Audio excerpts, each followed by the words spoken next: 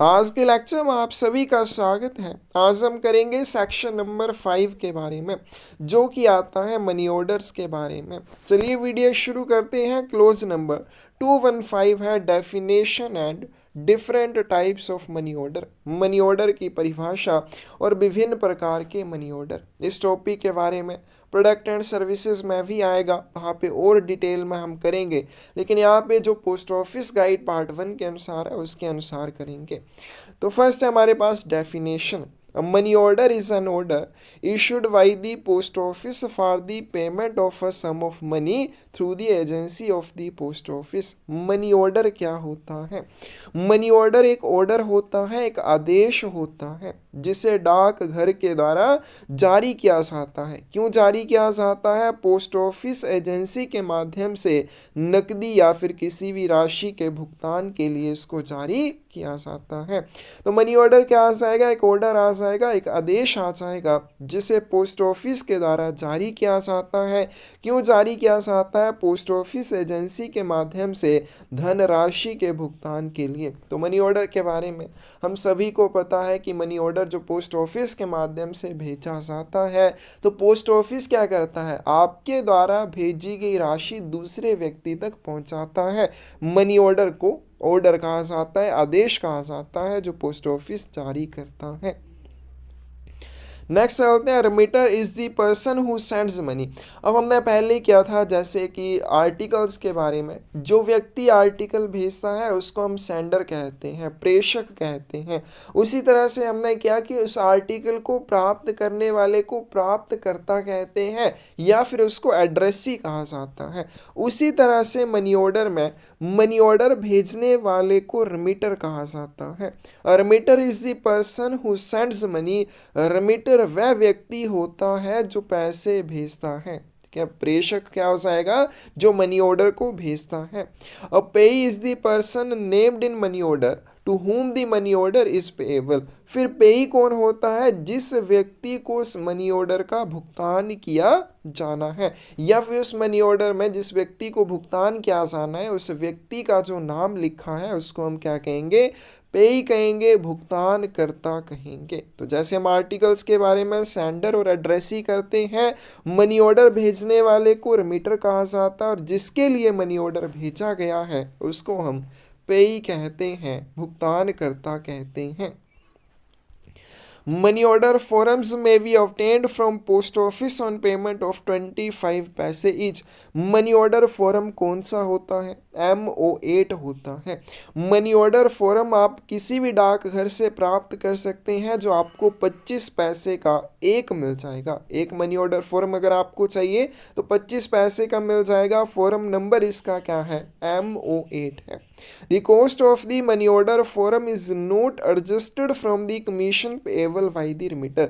तो money order form की जो कॉस्ट होती है वो आपको अलग से देनी होती है। बाद में जब आप मनी ऑर्डर भेजेंगे, मनी ऑर्डर भेजने के लिए आपको जो चार्जेस देने होते हैं उसको कमीशन कहते हैं। तो मनी ऑर्डर को भेजने के लिए जो आपको कमीशन देना होगा, उस कमीशन में ये 25 पैसे एडजस्ट नहीं किए जाते हैं, ये आपको अलग से देने होते हैं। The electronic money order form is free of cost. लेकिन प्रेजेंट में, अब पहले सिर्फ मनी ऑर्डर होते थे, प्रेजेंट में इलेक्ट्रॉनिक मनी ऑर्डर होते हैं। इलेक्ट्रॉनिक मनी ऑर्डर फॉर्म निःशुल्क होता है।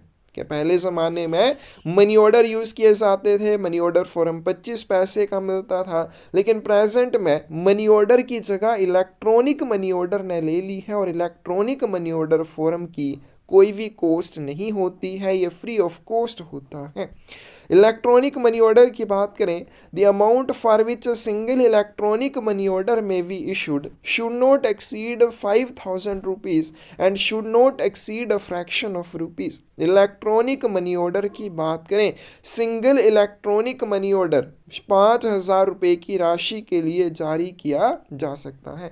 तो इलेक्ट्रॉनिक मनी ऑर्डर जो है मैक्सिमम 5000 रुपये के लिए आप जारी कर सकते हैं। इसमें फ्रैक्शन नहीं होनी चाहिए रुपीज़ की। क्या अर्थ हो जाएगा इसका? जैसे मान लीजिए मैं 1000 रुपये का मनी ऑर्डर भेजता हूँ, मैं इसको भेज सकता हूँ, लेकिन अगर मैं बोलूँ 1050 रुपये 50 पैसे का मनी ऑर्डर मैंने भेजना है, तो मैं इसको नहीं भेज सकता। जो भी आप मनी ऑर्डर भेजेंगे वो पूरा रुपीज़ में होना चाहिए, रुपए की फ्रैक्शन नहीं होनी चाहिए, इस तरह से वो पैसे में नहीं होना चाहिए। जैसे मैं बोलूँ 100 रुपये 50 पैसे का मनी ऑर्डर क्या मैं भेज सकता हूँ? नहीं भेज सकता। 100 रुपये का भेजूंगा या 101 रुपये का भेजूंगा।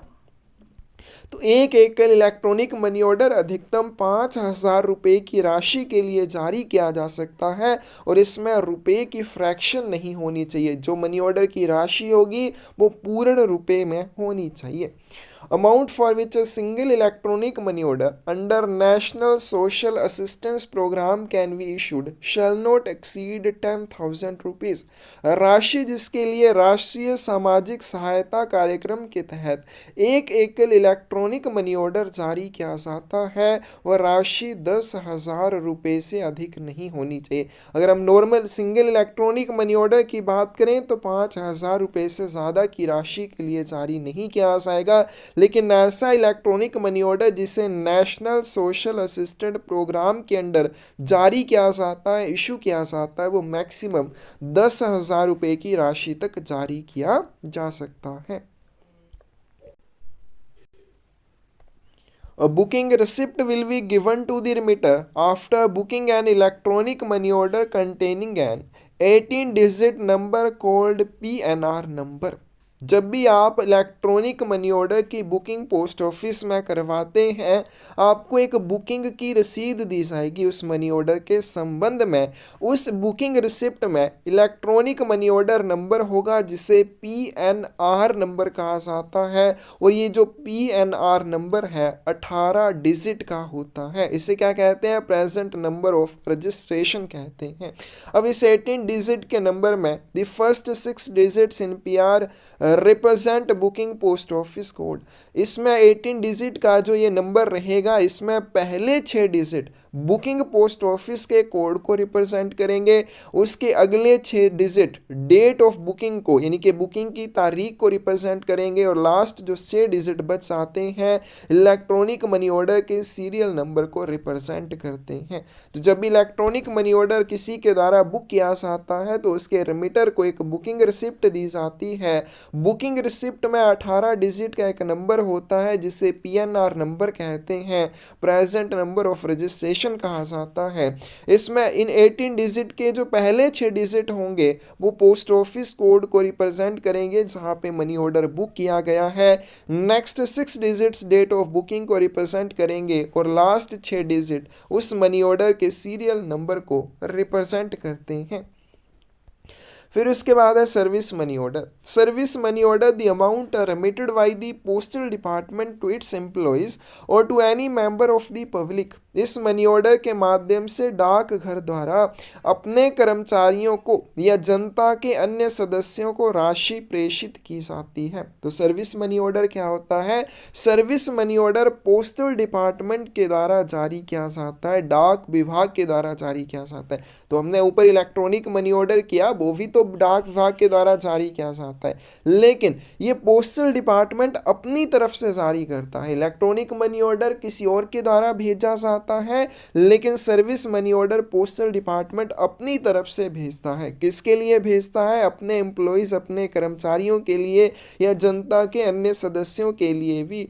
पोस्ट ऑफिस ने जब अपनी तरफ से कोई राशि भेजनी है तो सर्विस मनी ऑर्डर के माध्यम से भेजी जाती है। तो इस मनी ऑर्डर के माध्यम से डाकघर द्वारा अपने कर्मचारियों को या जनता के अन्य सदस्यों को राशि प्रेषित की जाती है। नेक्स्ट आपके पास वैल्यू पेएबल मनी ऑर्डर। जब भी कोई VP आर्टिकल भेजा जाता है उस VP आर्टिकल के एड्रेसी से या प्राप्तकर्ता से एक राशि वसूल की जाती है। फिर वो वसूल की हुई राशि प्रेषक को रिमिट की जाती है, प्रेषक को भेजी जाती है। कैसे भेजी जाती है? वैल्यू पेएबल मनी ऑर्डर के माध्यम से भेजी जाती है। Value payable money order is a special money order form MO51 prepared and signed by the sender of a VP article and sent along with the VP article to the office of destination for remittance of VP amount back to him. तो value payable money order क्या हो जाएगा, एक विशेष money order form होता है। इसके number को आपने याद रखना है, MO51 के ऊपर से तैयार किया जाता है। जो व्यक्ति वीपी आर्टिकल को भेजता है, वीपी आर्टिकल का जो प्रेषक होता है उसके द्वारा वैल्यू पेएबल मनी ऑर्डर को तैयार किया जाता है और इसके ऊपर वो हस्ताक्षर करता है और इसे फिर वीपी आर्टिकल के साथ भेजा जाता है उस वीपी आर्टिकल के ऑफिस ऑफ डेस्टिनेशन को। ऑफिस ऑफ डेस्टिनेशन जब उस वीपी आर्टिकल के लिए राशि को प्राप्तकर्ता से वसूल करेगा, उस वसूल की हुई राशि को वापस प्रेषक को भेजने के लिए वैल्यू पेएबल मनी ऑर्डर का प्रयोग किया जाता है। तो वैल्यू पेएबल मनी ऑर्डर क्या हो जाएगा, जैसे हमने पिछली वीडियो में वीपी आर्टिकल्स के बारे में बात की थी कि जब भी कोई वीपी आर्टिकल भेजा जाता है तो प्राप्तकर्ता से वितरण के समय एक राशि वसूल की जाती है, वो वसूल की हुई राशि प्रेषक को वापस भेजी जाती है। वापस भेजने के लिए value payable money order form का यूज किया जाता है। Amount collected on delivery of a VP article is remitted to the sender through the VPMO system. Value payable article की वितरण के समय जो राशि एकत्र की जाती है उसको VPMO प्रणाली के माध्यम से प्रेषक को भेजा जाता है। फिर उसके बाद है फैमिली अलॉटमेंट मनी ऑर्डर, परिवार आवंटन money order. Money order are remitted by defense authorities and payable to the family members or dependents of defense personnel. तो फैमिली अलॉटमेंट मनी ऑर्डर को कौन रिमिट करता है, डिफेंस अथॉरिटीज रिमिट करती हैं। कौन इसको भेजेगा, भेजने वाले होते हैं इसको रक्षा अधिकारी, डिफेंस अथॉरिटीज। किसके लिए इनको भेजा जाता है, तो जो भी डिफेंस पर्सनल होते हैं, सेना में काम करने वाले जो होते हैं, उनके परिवार के सदस्यों या उनके आश्रितों को ये मनी ऑर्डर भेजे जाते हैं। तो फैमिली अलॉटमेंट मनी ऑर्डर को कौन रिमिट करता है, डिफेंस अथॉरिटीज। किसके लिए रिमिट किया जाता है, तो डिफेंस पर्सनल के फैमिली मेंबर्स या उनके डिपेंडेंट्स को भेजा जाता है। फिर उसके बाद है IFS money order, international financial system is a software developed by UPU। तो एक सॉफ्टवेयर है जिसे यूनिवर्सल पोस्टल यूनियन के द्वारा विकसित किया गया to coordinate international remittance services among partner countries, ताकि भागीदार देशों के बीच धन प्रेषण किया जा सके। This is a money remittance service through which a customer either sends or receives money remittances from foreign countries through IFS। तो ये क्या है, एक धन प्रेषण सेवा है जिसके माध्यम से कोई भी ग्राहक फॉरेन कंट्री को या तो पैसे भेज सकता है या फॉरेन कंट्री से पैसे प्राप्त कर सकता है। At present the service is operational with LA post group France and UAE। वर्तमान में ये सेवा LA पोस्ट ग्रुप फ्रांस और UAE के साथ काम कर रही है। और डिटेल में हम इनको प्रोडक्ट एंड सर्विसेज में करेंगे, फिलहाल इसके लिए इतना ही। क्लोज नंबर 217 है लिमिट ऑफ वैल्यू। तो टाइप ऑफ मनी ऑर्डर दे रखा है, इलेक्ट्रॉनिक मनी ऑर्डर या वैल्यू पेएबल मनी ऑर्डर। तो ये हमने वीपी आर्टिकल के बारे में पिछली वीडियो में भी किया था कि वीपी आर्टिकल मैक्सिमम 5,000 रुपये की राशि के लिए भेजा जा सकता है। तो इसको मिनिमम कम से कम के लिए 1 रुपये के लिए आप भेज सकते हैं और मैक्सिमम 5,000 रुपये के लिए इसको भेजा जा सकता है। इसमें कमीशन कितना लिया जाता है, एक्स्ट्रा चार्जेस कितने लगते हैं, ₹1 फॉर वैल्यू ऑफ 20 रुपीज़ और पार्ट देयर ऑफ। हर एक 20 रुपये के लिए आपको 1 रुपये का भुगतान करना होगा। Family allotment money order minimum 1 रुपये के लिए मैक्सिमम 5,000 रुपये के लिए जारी किया जा सकता है। और कमीशन की बात करें तो जो भी उस फैमिली अलॉटमेंट मनी ऑर्डर की वैल्यू होगी उसका 6% कमीशन के रूप में लिया जाएगा। सेविंग बैंक मनी ऑर्डर की बात करें, इसकी लिमिट 1,000 से लेके 5,000 तक है, इसमें भी कोई कमीशन आपको नहीं लगता है। सर्विस मनी ऑर्डर किसके द्वारा भेजा जाता है, डाक विभाग के द्वारा, पोस्टल डिपार्टमेंट के द्वारा अपने एम्प्लॉइज या जनता के अन्य सदस्यों के लिए इसको भेजा जाता है। इसकी मैक्सिमम कोई भी लिमिट नहीं है, मिनिमम 1 रुपये के लिए इसको भेज सकते हैं और इसमें भी कोई कमीशन आपको नहीं देना होता है। नेक्स्ट चलते हैं clause number 218, money order how to obtain. Money order कैसे प्राप्त करें। The remitter of a money order must fill in ink on the prescribed money order form the necessary entries adding his signature or thumb mark at the foot. तो जो भी money order का प्रेषक होता है उसे एक निर्धारित मनी ऑर्डर फॉर्म भरना होता है। उसमें जो भी आवश्यक एंट्रीज या प्रविष्टियों की आवश्यकता है, जो भी इस मनी ऑर्डर में लिखे होते हैं कि आपने प्राप्तकर्ता का नाम लिखना है या अमाउंट लिखनी है, कितने के लिए आप भेज रहे हैं, किस पोस्ट ऑफिस के माध्यम से वितरण करना है, एड्रेस वगैरह, तो जो भी चीज़ें उसमें भरने के लिए होती हैं वो सारी रिमिटर के द्वारा या उस मनी ऑर्डर के प्रेषक के द्वारा भरी जाती हैं।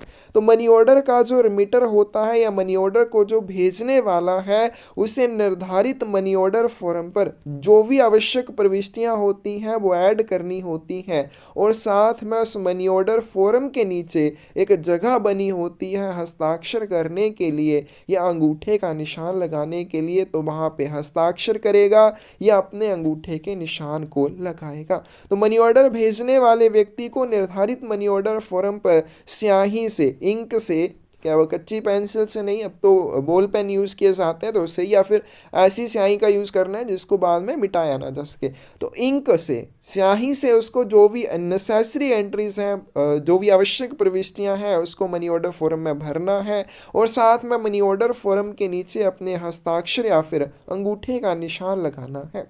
A form without signature or thumb mark or incomplete in any respect will not be accepted। कोई भी मनी ऑर्डर फॉर्म अगर उसमें सारी प्रविष्टियां आपने भर दी हैं लेकिन नीचे जो सेंडर या प्रेषक के द्वारा सिग्नेचर या थंब मार्क लगाया जाना है वो नहीं है, साइन नहीं है या थंब मार्क नहीं है, या जो प्रविष्टियां होनी चाहिए वो पूरी नहीं है, तो उस तरह के मनी ऑर्डर फॉर्म को एक्सेप्ट नहीं किया जाएगा। All entries made in the form must be legible. और जितनी भी प्रविष्टियां आप उसमें करेंगे वो पढ़ने योग्य होनी चाहिए, बिल्कुल साफ और स्पष्ट होनी चाहिए। The remitter may write on the coupon any communication he desires to make to the pay। फिर इलेक्ट्रॉनिक मनी ऑर्डर तो नहीं, लेकिन जो पहले मनी ऑर्डर यूज़ होते थे उनके साथ क्या होता था, कूपन होता था।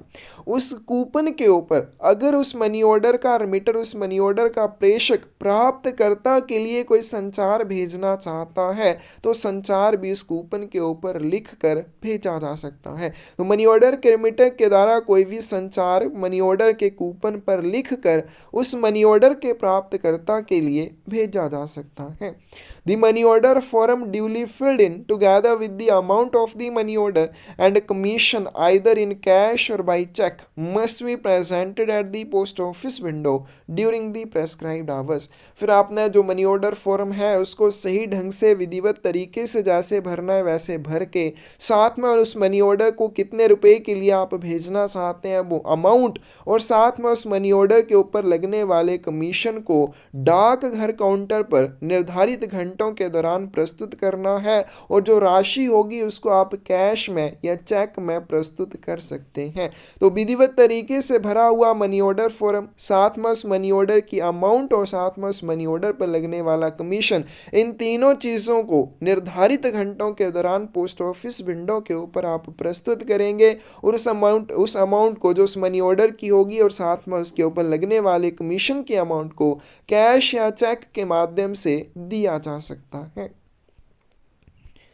In case of electronic money order booked under one to many, filling up of individual electronic money order form shall not be required।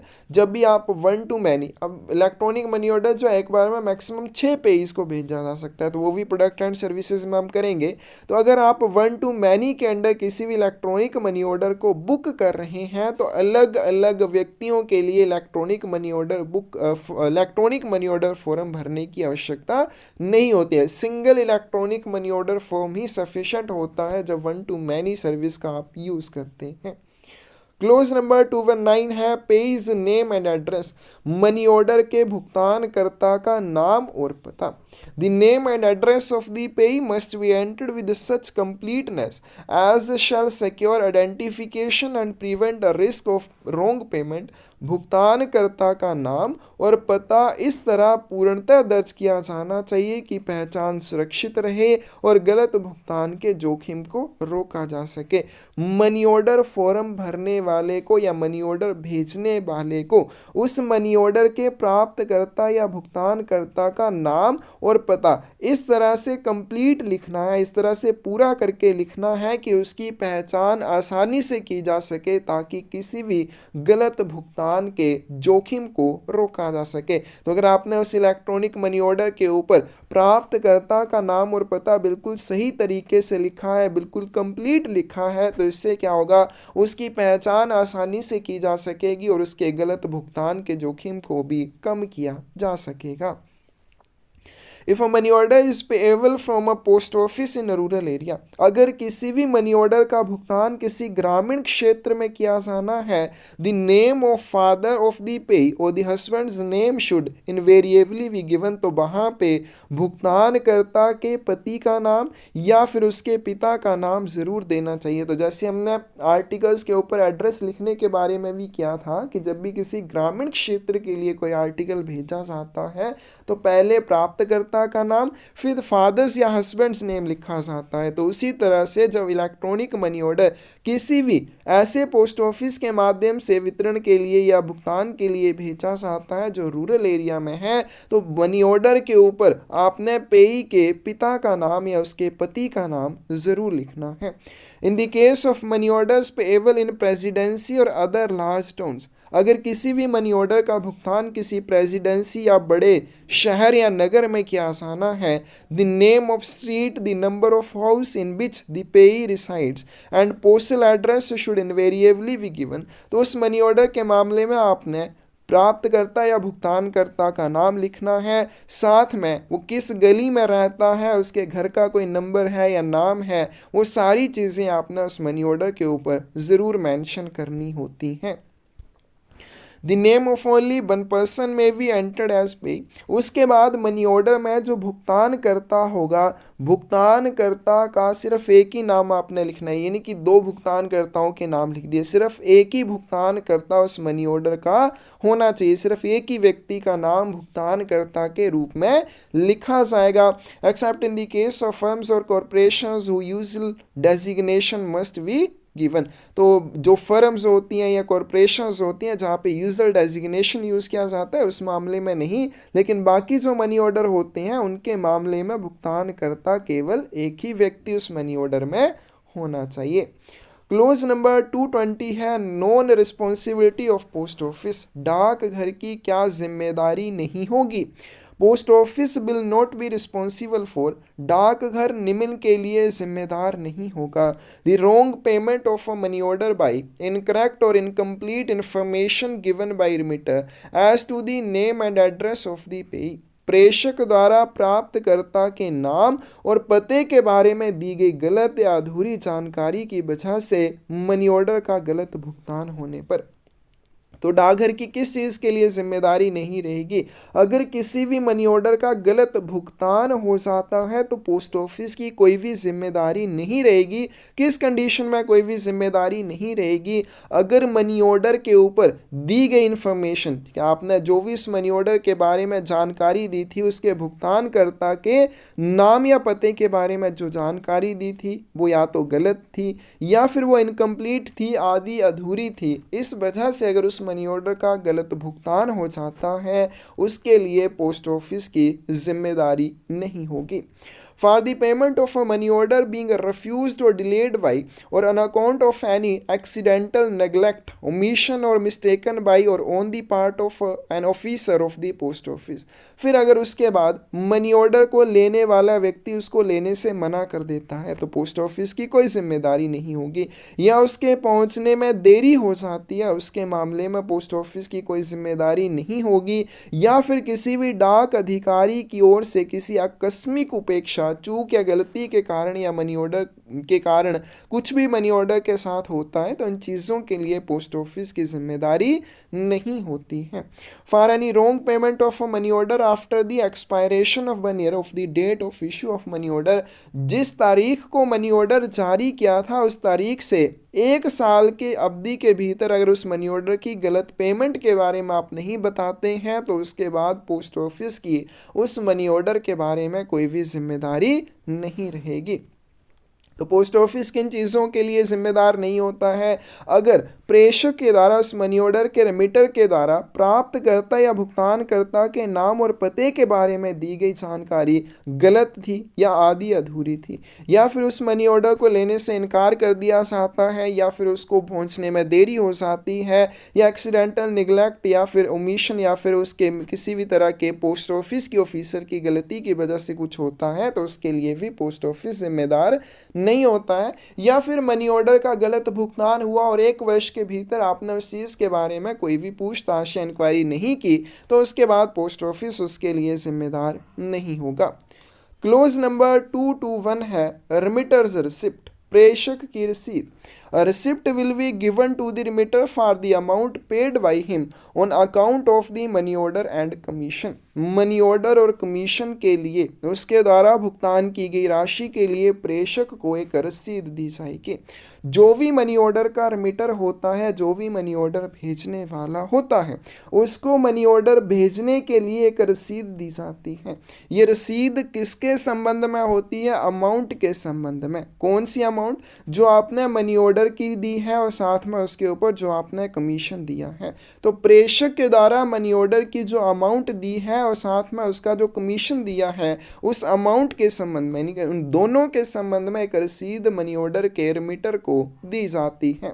Any error or omission in the receipt should be pointed out at once by the remitter, otherwise the post office will not be responsible। अगर उस receipt में कोई भी error है, कोई भी उसमें त्रुटि या चूक है, तो तुरंत प्रेषक को उसके बारे में बताना चाहिए, अदरवाइज बाद में पोस्ट ऑफिस उसके लिए जिम्मेदार नहीं होगा। तो मान लीजिए अगर आप पोस्ट ऑफिस में एक मनी ऑर्डर भेजने चाहते हैं, मनी ऑर्डर की जो आपने राशि दिया प्लस जो उसका आपने कमीशन दिया है, उसके लिए पोस्ट ऑफिस आपको एक रिसिप्ट देगा। अगर आपको इसमें कोई भी त्रुटि लगती है, कोई भी गलती लगती है, तो तुरंत आप उस चीज़ के बारे में पोस्ट ऑफिस को बताएंगे, अदरवाइज बाद में पोस्ट ऑफिस उस चीज़ के लिए रिस्पॉन्सिबल नहीं होगा। क्लोज नंबर 222 है सिग्नेचर ऑफ पे, भुगतानकर्ता के हस्ताक्षर। The money order of form and acknowledgement must be signed by the pay named by the remitter or by some person authorized in writing by pay in this behalf। तो जब भी money order भेजा जाता है, तो अगर आप money order का कभी भुगतान किए हो, तो उसमें क्या रहता है, आपको मनी ऑर्डर के ऊपर भी हस्ताक्षर लेने होते हैं और उस मनी ऑर्डर का एक रसीद वाला पोर्शन भी, एक्नॉलेजमेंट वाला पोर्शन भी होता है, उसके ऊपर भी आपको हस्ताक्षर लेने होते हैं।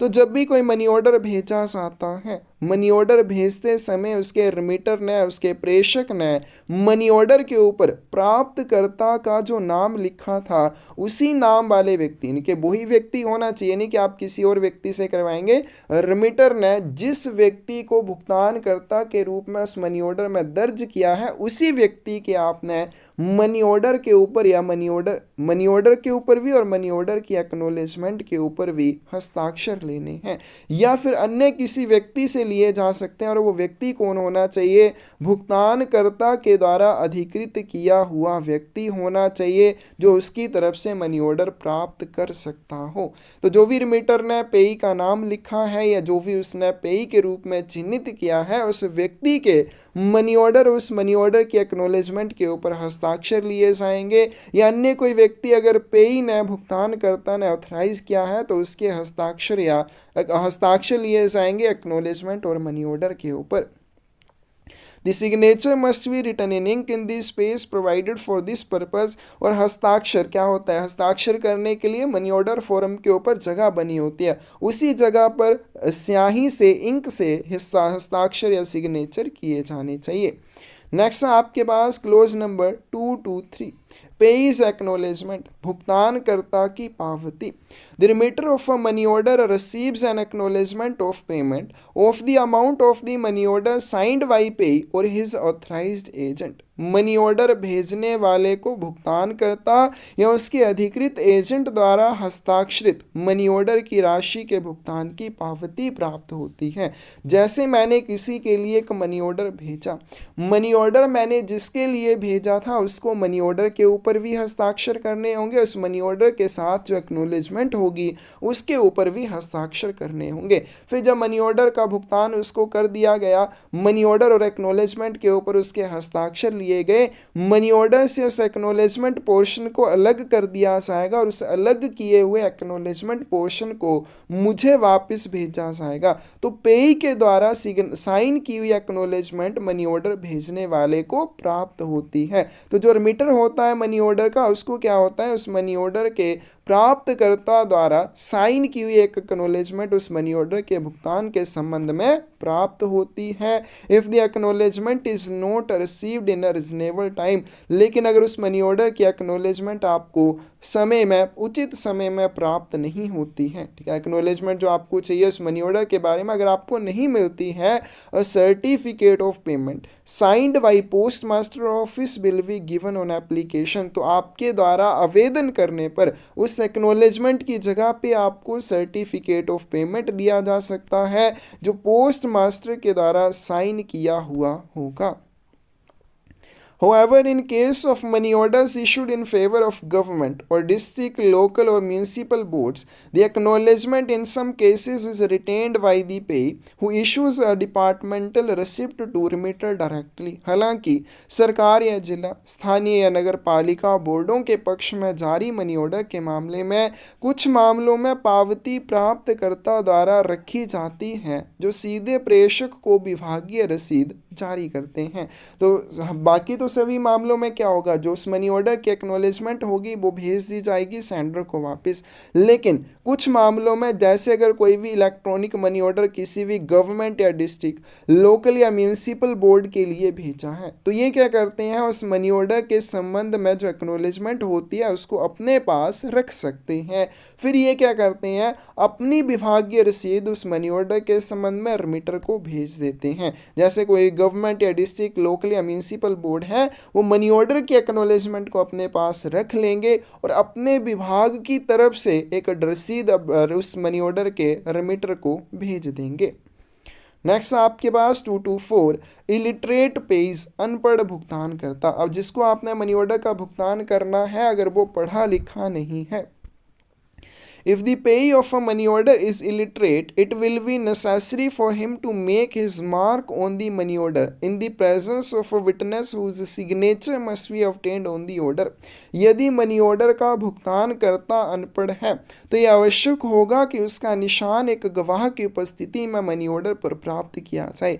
तो जब भी किसी मनी ऑर्डर का भुगतान करता है, यानी कि जिसके लिए आप मनी ऑर्डर लेके जा रहे हैं वो पढ़ा लिखा नहीं है, तो आपने उस व्यक्ति के अंगूठे का निशान उस मनी ऑर्डर के ऊपर ले लेना है। लेकिन किसकी प्रेजेंस में, एक गवाह की, एक विटनेस की प्रेजेंस में लेना है और फिर उस व्यक्ति से, उस गवाह से आपने उसके अंगूठे के निशान को अटेस्टेड करवाना है उसके सिग्नेचर के माध्यम से। क्लोज नंबर 225 है रिडायरेक्शन के बारे में, पुनर्निर्देशन के बारे में। इफ द पेई of a money order has moved from the place at which the order was originally payable, अब जिस स्थान के लिए आपने मनी ऑर्डर भेजा था, आपने एक पोस्ट ऑफिस का नाम लिखा कि इस पोस्ट ऑफिस के माध्यम से इस मनी ऑर्डर का भुगतान किया जाना है। अब उस जगह पे पेई नहीं है, वो किसी और जगह पे चला गया है। And has left written instruction with the post office for the redirection of articles, और वो चला गया है जहाँ पे उसका मनी ऑर्डर आया, उस पोस्ट ऑफिस में वो इंस्ट्रक्शंस दे के गया है, लिखित निर्देश दे के गया है कि आर्टिकल्स आपने रिडायरेक्ट करने हैं, नई जगह को भेजने हैं। The money order will B redirected and will be payable eight revised address, तो वहाँ पे उस मनी ऑर्डर को उसके नए एड्रेस के ऊपर भेज दिया जाएगा without any extra charges if the office of payment is an Indian post office, और इसमें कोई भी एक्स्ट्रा चार्जेस नहीं लगेंगे अगर इस तरह के मनी ऑर्डर का भुगतान भारतीय डाकघर के द्वारा किया जाता है। तो क्या हो जाएगा, अगर आपने एक मनी ऑर्डर भेजा, उस मनी ऑर्डर का भुगतान जिस पोस्ट ऑफिस के माध्यम से किया जाना था प्राप्तकर्ता या पेयी उस पोस्ट ऑफिस के क्षेत्र को छोड़कर किसी अन्य पोस्ट ऑफिस के क्षेत्र में चला गया है और उस पोस्ट ऑफिस में जहाँ से वो चला गया वहाँ पर अपनी डाक वस्तुओं की रिडायरेक्शन के संबंध में लिखित निर्देश दे के गया है। तो जब उसका मनी ऑर्डर इस तरह के पोस्ट ऑफिस में पहुंचेगा जहाँ पे वो अपने आर्टिकल्स की रिडायरेक्शन के बारे में लिखित निर्देश देकर गया है तो उसका मनी ऑर्डर उसके नए पते पर भेज दिया जाएगा और इसके लिए कोई भी एक्स्ट्रा चार्जेस नहीं लगेंगे। नेक्स्ट आपके पास close number 226 alteration in address और place of payment. Money order के एड्रेस में अगर आपने चेंज करनी है या जिस पोस्ट ऑफिस के माध्यम से उसका भुगतान किया जाना था उस पोस्ट ऑफिस में या प्लेस ऑफ पेमेंट में भुगतान के स्थान में कोई आपने परिवर्तन करना है, ये तीन आपके आगे आने वाले क्लोज बहुत इंपॉर्टेंट रहेंगे। The remitter of a money order which has not been paid may require that the address of the pay shall be altered or that the name of the post office at which the order was originally made payable shall be changed. कोई भी money order का प्रेषक अगर ये चाहता है कि अभी वो मनी ऑर्डर अगर भुगतान नहीं किया गया है, अगर उस मनी ऑर्डर का प्रेषक ये चाहता है कि जो मैंने उस मनी ऑर्डर में पोस्ट ऑफिस का नाम लिखा था मुझे वो चेंज करना है, तो इस तरह का परिवर्तन किया जा सकता है। तो ऐसा मनी ऑर्डर जिसका अभी तक भुगतान ना किया गया हो उसके प्रेषक द्वारा मनी ऑर्डर में भुगतानकर्ता के पते में या फिर डाक घर के नाम में परिवर्तन किया जा सकता है। The required change will made without additional charge on the remitter. और इस तरह का जो परिवर्तन किया जाता है इसके लिए कोई भी अतिरिक्त शुल्क का भुगतान प्रेषक को नहीं करना होता है। तो ये जो चेंज की जाएगी, ये जो परिवर्तन किया जाएगा बिना किसी शुल्क के भुगतान के किया जाएगा। Applying in writing to post office at which the order was issued. इसके लिए आपको अप्लाई करना होगा, लिखित में आवेदन देना होगा। कहाँ पे? जिस पोस्ट ऑफिस से आपने उस मनी ऑर्डर को जारी किया था उस पोस्ट ऑफिस में इसके लिए आपको लिखित में आवेदन देना होगा। Producing the receipt and giving full particulars of payee's address as entered in the money order. उस मनी ऑर्डर को जारी करते समय पोस्ट ऑफिस ने आपको जो रसीद दी होगी वो रसीद आपको देनी होगी जिसमें आपको प्राप्तकर्ता के पते के पूरे विवरण देने होंगे जो आपने उस मनी ऑर्डर के ऊपर दर्ज किए होंगे। बहुत इंपॉर्टेंट है, अगर आप मनी ऑर्डर के एड्रेस में चेंज करना चाहते हैं या प्लेस ऑफ पेमेंट में चेंज करना चाहते हैं तो ऐसा मनी ऑर्डर जिसका अभी तक भुगतान ना किया गया हो उसके आप पते में भी परिवर्तन कर सकते हैं या उसके ऑफिस ऑफ पेमेंट में या प्लेस ऑफ पेमेंट में भी चेंज कर सकते हैं। और इस तरह के परिवर्तन के लिए प्राप्त प्रेषक को कोई अतिरिक्त शुल्क का भुगतान नहीं करना होगा, यानी कि ये फ्री ऑफ कॉस्ट किया जाएगा। इसके लिए आपको जहाँ से मनी ऑर्डर जारी किया था उसी पोस्ट ऑफिस में लिखित में आवेदन देना होगा। आवेदन के साथ आपको एक रसीद देनी होगी और साथ में आपको प्राप्तकर्ता या भुगतानकर्ता के पते के पूरे विवरण बताने होंगे जो आपने उस मनी ऑर्डर के ऊपर दर्ज किए थे। सेकंड आ जाता है अल्टरेशन ऑफ पेज नेम। अब एक तो आ गया कि सिर्फ आपने एड्रेस चेंज करना है, प्राप्तकर्ता सेम रहेगा, उसका जो पेई है वो सेम रहेगा, सिर्फ आपने एड्रेस या प्लेस ऑफ पेमेंट चेंज करना है। लेकिन अब आ गया कि आप उसके पेई में चेंज करना चाहते हैं। शुरू में वो किसके लिए भेजा? राम के लिए। अब आप चाहते हैं कि वो किसको दिया जाए? रहीम को दिया जाए। तो आप क्या चाहते हैं? उसके पेई में परिवर्तन करना चाहते हैं। The remitter of a money order which has not been paid may require that the amount we paid to some person other than the payee named in the order। अगर मनी ऑर्डर का प्रेषक ये चाहता है कि जिसके लिए मैंने मनी ऑर्डर भेजा था उसके अलावा किसी और को उस मनी ऑर्डर का भुगतान किया जाए, तो अगर अभी तक उस मनी ऑर्डर का भुगतान नहीं किया गया है तो ऐसा किया जा सकता है। The required change will be made on payment of second commission equal to first। लेकिन अगर आपको उस मनी ऑर्डर के पेई के नाम में कोई भी परिवर्तन करना है इसके लिए आपको दूसरा कमीशन देना होगा, सेकंड कमीशन देना होगा जो पहले कमीशन के बराबर होगा। यानी कि अगर मान लीजिए आपने शुरुआत में मनी ऑर्डर भेजने के लिए 10 रुपये कमीशन दिया था, बाद में आप उस मनी ऑर्डर के भुगतानकर्ता के नाम में परिवर्तन करना चाहते हैं तो इस तरह का जो परिवर्तन है अगेन 10 रुपये के भुगतान पर कर दिया जाएगा। On the remitter applying in writing to post office, इसके लिए भी प्रेषक को लिखित में पोस्ट ऑफिस में आवेदन करना होगा जहां से उस मनी ऑर्डर को शुरुआत में जारी किया गया था। And producing receipt and giving full particulars of payee's address as entered in the money order, और इसके लिए उसे एक रसीद भी जारी करनी होगी और साथ में उसने मनी ऑर्डर के ऊपर प्राप्तकर्ता के पते के जो विवरण दिए थे वो भी साथ में देने होंगे। The alteration of payee name shall not be permitted in the electronic money order, प्राप्तकर्ता के नाम में परिवर्तन की अनुमति इलेक्ट्रॉनिक मनी ऑर्डर में नहीं दी जाएगी। तो सिंपल अगर मनी ऑर्डर भेजा है उसमें पेई के नाम में आप चेंज कर सकते हैं, लेकिन इलेक्ट्रॉनिक मनी ऑर्डर के मामले में पेई के नाम में या प्राप्तकर्ता के नाम में चेंज या परिवर्तन नहीं किया जा सकता। क्लोज नंबर 228 है स्टॉपेज ऑफ पेमेंट। आपने मनी ऑर्डर भेजा लेकिन बाद में आपका मन बदल गया, आप नहीं चाहते कि उस मनी ऑर्डर का भुगतान हो, तो ऐसी स्थिति में क्या होगा? The remitter of a money order which has not been paid, एक ऐसा मनी ऑर्डर जिसका अभी तक भुगतान ना किया हो, may stop payment and require that money we repaid to himself. तो कोई भी प्रेषक है वो ये चाहता है कि जो मनी ऑर्डर मैंने भेजा था उसके भुगतान को रोक लिया जाए और मुझे उसकी राशि वापस कर दी जाए, तो इस तरह से भी किया जा सकता है अगर वो मनी ऑर्डर का भुगतान अभी तक ना किया गया हो। This will be done without additional charge on a remitter applying in writing to the post office.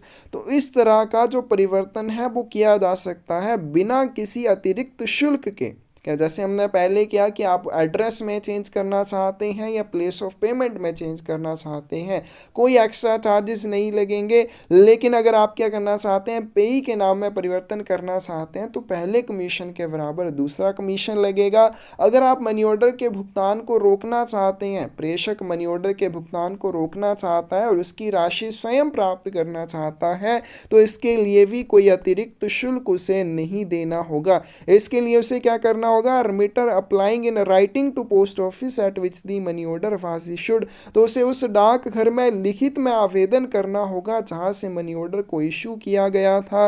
And producing the receipt and giving full particulars of payee's address as entered in the money order, और उसे क्या करना होगा? Money order भेजते समय post office के द्वारा जो रसीद दी गई होगी वो रसीद प्रस्तुत करनी होगी और साथ में मनी ऑर्डर के ऊपर उसने प्राप्तकर्ता के पते के जो पूरे विवरण दिए थे वो भी उसको लिखित आवेदन करते समय देने होंगे।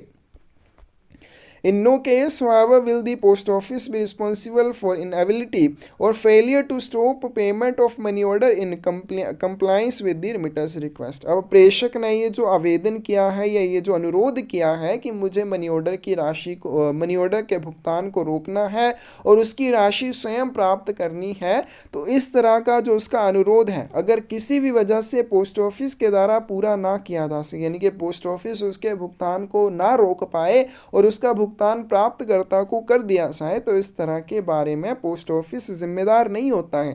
पोस्ट ऑफिस सिर्फ आपके अनुरोध पर ऐसा प्रयास करेगा कि उस मनी ऑर्डर को रोक लिया जाए, लेकिन अगर वो ऐसा रोकने में सफल नहीं हो पाता है तो इसके लिए डाकघर जिम्मेदार नहीं होता है। नेक्स्ट आते हैं क्लोज नंबर 229 है डिस्पोजल ऑफ डिटेन्ड और रिफ्यूज्ड मनी ऑर्डर। ऐसे मनी ऑर्डर जिनका प्राप्तकर्ता या भुगतानकर्ता उनको लेने से मना कर देता है। If the payee of a money order cannot be found, or if the payee refuses to take payment on presentation of the money order to him, the amount of the money order will be returned at once to remitter free of charge। यदि किसी money order का प्राप्तकर्ता उसको लेने से मना कर देता है, जिसके लिए मनी ऑर्डर भेजा है वो भुगतान करता उसका भुगतान लेने से मना कर देता है, तो उस मनी ऑर्डर को तुरंत रिमिटर को, प्रेषक को वापस कर दिया जाएगा, उसको रोका नहीं जाएगा। तो ऐसा मनी ऑर्डर जिसकी अमाउंट लेने से भुगतान करता मना कर देता है, उस मनी ऑर्डर को तुरंत रिमिटर को वापस भेजा जाएगा। If the payee, while refusing to take payment on presentation of the money order to him, makes an application in writing to post office of delivery for the detention of money order, or if a payee is not found at the address given on the money order will be detained in post office for a period not exceeding 7 days from the date of its presentation to payee or from the date it is sent out for payment as the case may be। अब मान लीजिए क्या हुआ, एक money order है वो प्रस्तुत किया आपने भुगतान के लिए, लेकिन उसका पेई उसका भुगतान लेने से मना करता है। लेकिन जब वो उसका भुगतान लेने से मना करता है और पोस्ट ऑफिस में आकर उस मनी ऑर्डर को रोकने के लिए लिखित आवेदन करता है, क्या आपके पास तो यही ऑप्शन रहेगी, आपने उस मनी ऑर्डर को तुरंत प्रेषक को वापस कर देना है।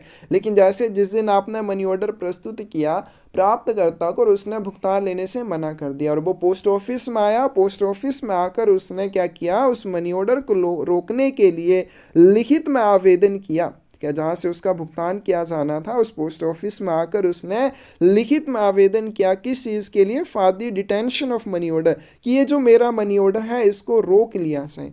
ऐसी स्थिति बनती है। या दूसरी स्थिति क्या हो सकती है कि उस मनी ऑर्डर का भुगतान करता दिए हुए पते पर ना मिले। इन दोनों स्थितियों में, एक स्थिति कि उसने भुगतान लेने से मना कर दिया लेकिन पोस्ट ऑफिस में आकर उस मनी ऑर्डर को डिटेन करने या रोकने का आवेदन कर दिया, या फिर उस मनी ऑर्डर के ऊपर जो प्राप्तकर्ता का या भुगतानकर्ता का पता था उस पते पर पे ही नहीं मिलता है, भुगतान करता नहीं मिलता है। तो इस तरह के मनी ऑर्डर को क्या किया जाएगा, अधिकतम 7 दिनों की अवधि के लिए पोस्ट ऑफिस में रोक लिया जाएगा। और ये जो 7 दिनों की अवधि है कब से शुरू होती है, from the date of its presentation to payee, जब ये मनी ऑर्डर पेई को पहली बार भुगतान के लिए प्रस्तुत किया था या लास्ट बार इसको जब पेमेंट के लिए बाहर भेजा था, जो भी मामला हो उस मामले से 7 दिनों की अवधि तक इसको रोक के रखा जाएगा।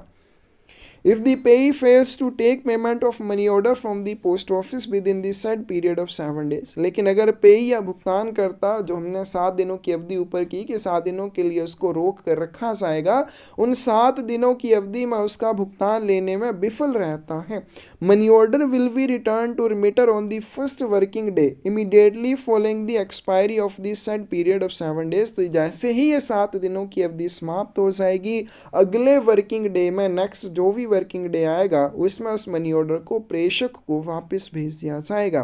Commission will in no case be refunded, उस मनी ऑर्डर के ऊपर भुगतान किया हुआ कमीशन कभी भी वापस नहीं किया जाता है।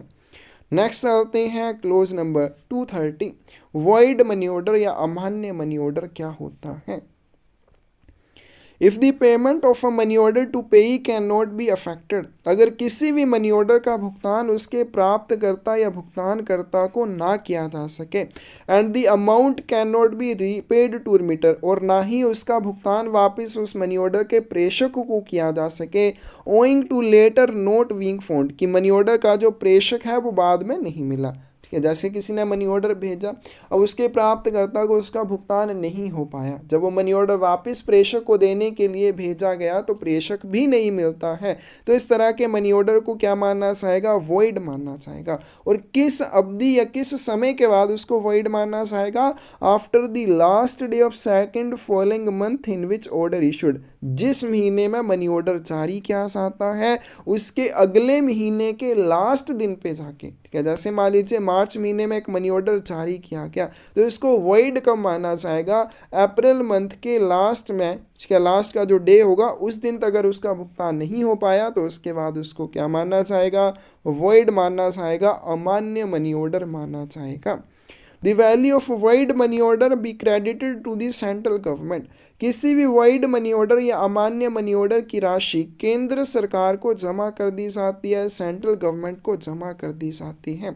इफ़ द पेई और रिमिटर सब्सिक्वेंटली अप्लाइज फॉर पेमेंट, लेकिन अगर बाद में, जैसे कि क्या हो गया, जिस महीने में मनी ऑर्डर जारी किया, जारी करने के अगले महीने के लास्ट वर्किंग डे के पहले अगर उसका भुगतान नहीं हो पाया तो वो क्या हो जाएगा, वॉइड हो जाएगा।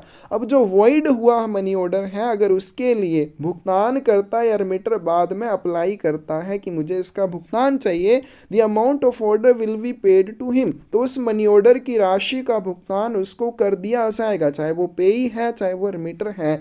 लेकिन इस तरह के जिस तरह के लिए जो अप्लाई करना है वो कब करना है, that application is made before the expiration of 1 year from date of issue of the original order, जब मनी ऑर्डर जारी किया था उस डेट से 1 साल की अवधि के भीतर अगर आप इस तरह के वॉइड मनी ऑर्डर के लिए अप्लाई करते हैं तो उसका भुगतान आपको किया जा सकता है। The amount of money order other than VP money order shall be repaid to remitter in case of payee is dead, तो अगर भुगतानकर्ता की मृत्यु हो जाती है तो वीपी मनी ऑर्डर के अलावा जो अन्य मनी ऑर्डर है उसकी राशि किसको दी जाती है, प्रेषक को दे दी जाती है। क्लोज नंबर 231 है स्पेशल मनी ऑर्डर फॉर्म, विशेष मनी ऑर्डर प्रपत्र।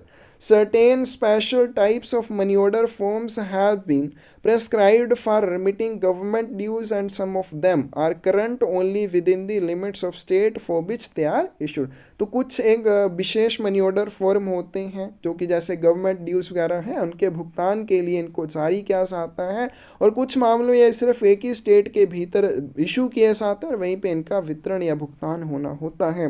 These forms can be obtained from the post office concern, और संबंधित डाकघर से आपको मिल जाएंगे।